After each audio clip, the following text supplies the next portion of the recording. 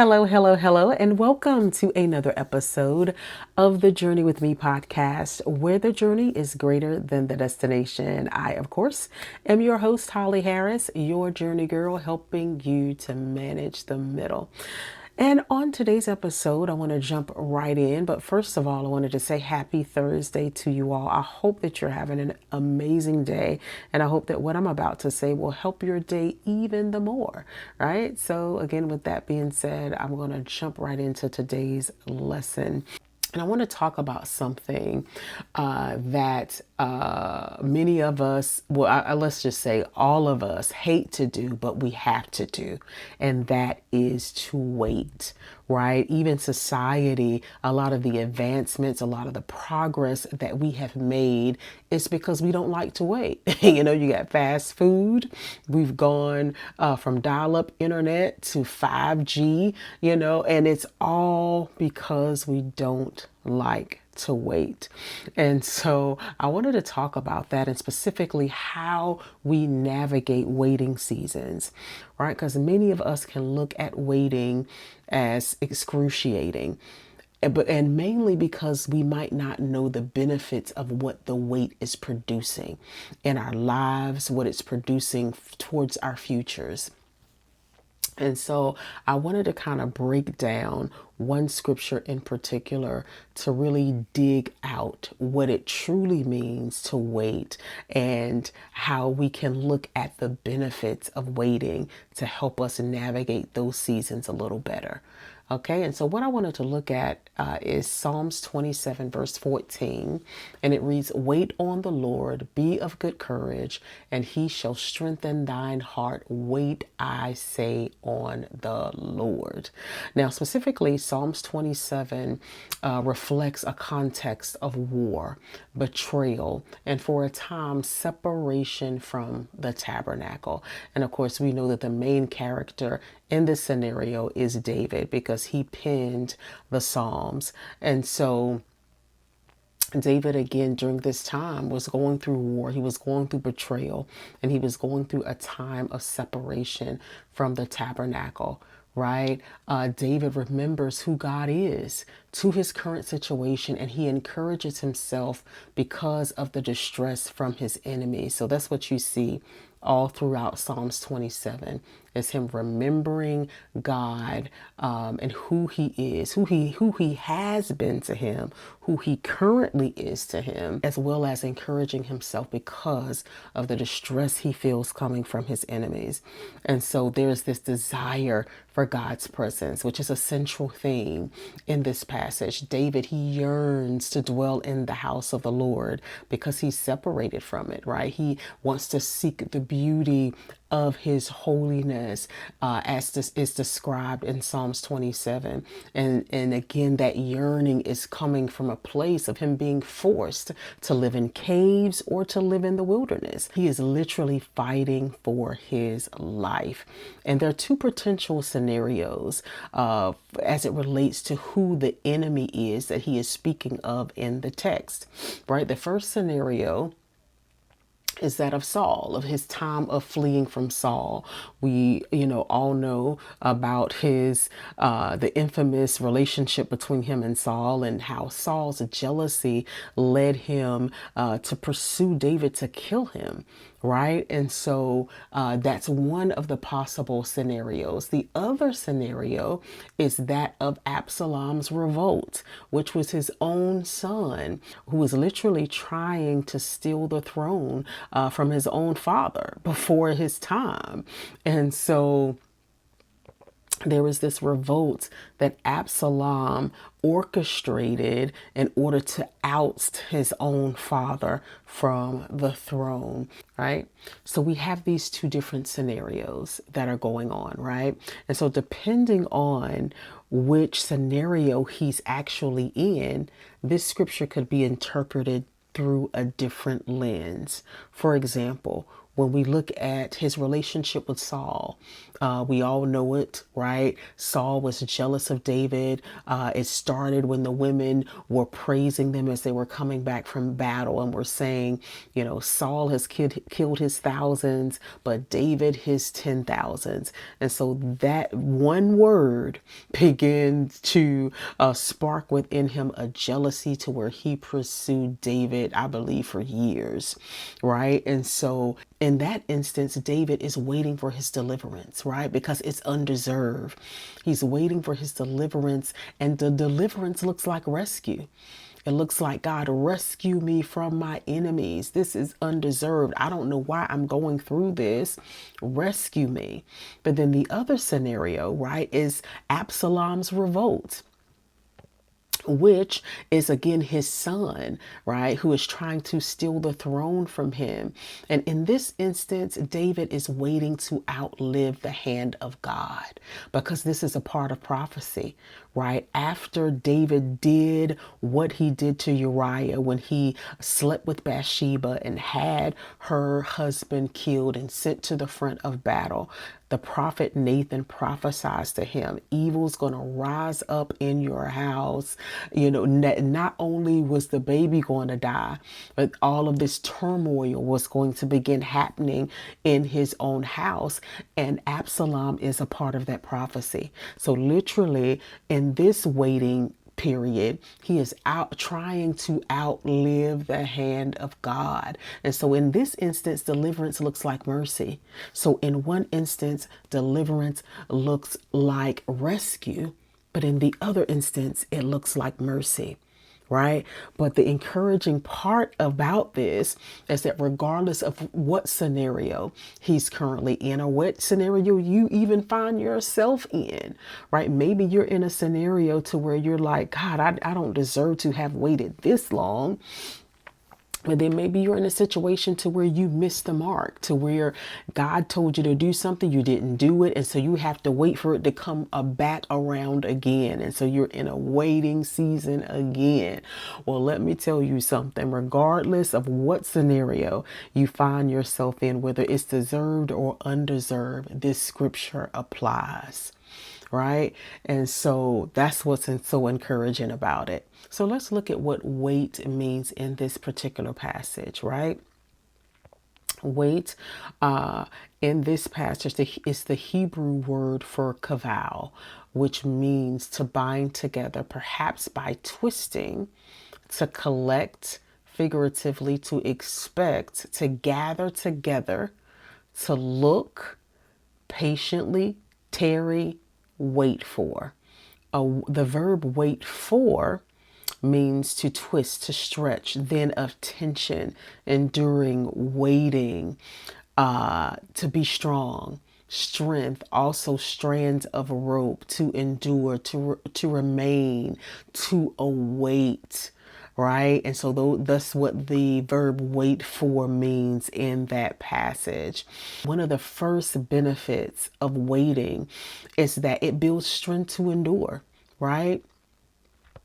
It builds strength to endure. We all know the scripture, they that wait upon the Lord shall renew their strength, right? So this is reiterating that, the fact that we gain strength, right? Just as a rope is binding and twisting together, right? And then you look at the scripture where it says a three-stranded cord is not easily broken. So as we wait, literally, we are being bound together, right? We are being twisted together in a way that increases endurance, that increases strength, right? That it is able to handle the tension of the weight, right? And so there is strength that is built in our waiting season. So be of good courage in this passage of scripture. Comes from the Hebrew word kazak, right? And that means to fasten upon, hence to seize, be strong, strengthen, cure, help, repair, fortify, right? To bind, to restrain, and to conquer. So it's interesting that wait talks about, in the verb form of it, right? Talks about a strand of rope. But then be of good courage talks about to fasten upon.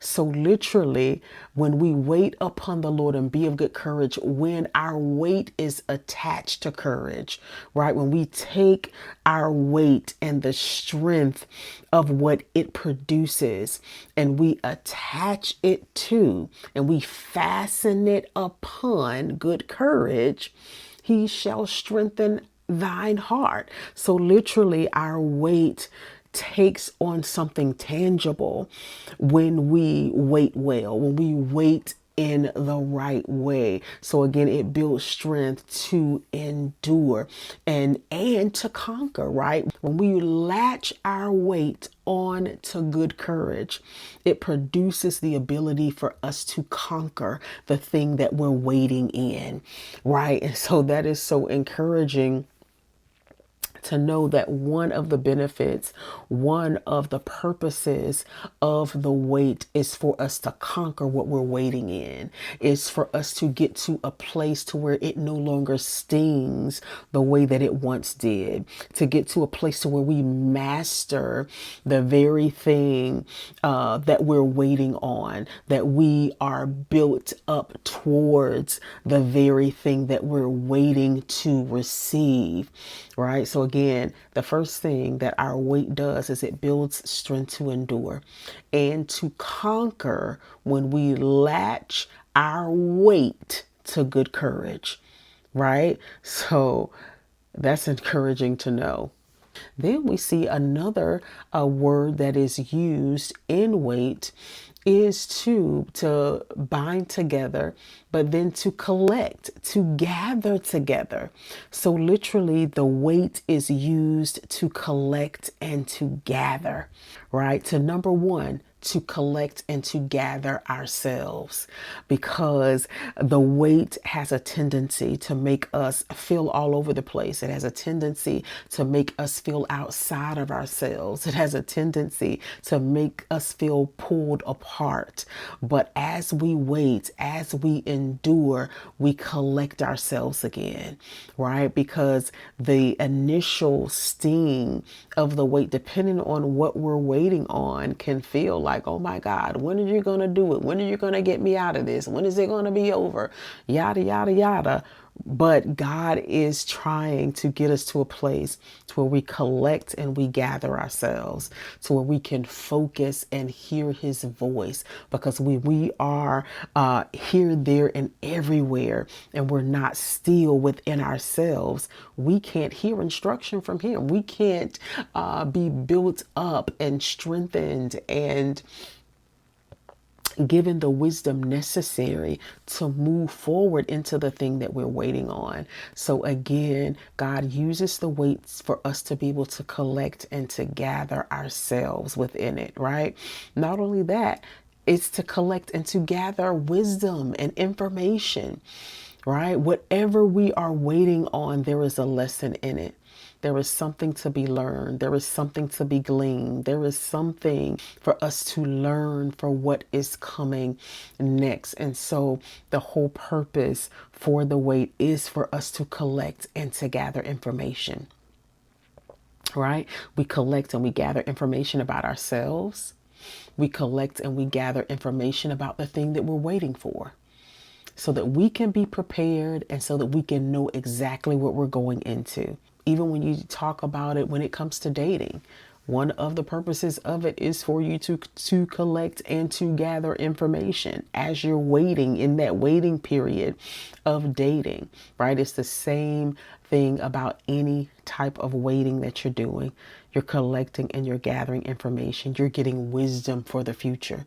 You're getting wisdom for what God is about to take you into, right? And so spend that time instead of rocking back and forth and feeling as though it's excruciating. Spend that time to gather information. God, what is it that I didn't know before I got into this that I need to know before I go into what is next, right? What information am I lacking? What information can I seek out? What information do I not know about myself that you're trying to unveil, that you're trying to reveal and say, hey, I need you to deal with this before I take you into that, right? And so it's for the purposes of collecting and gathering ourselves and for collecting and gathering information.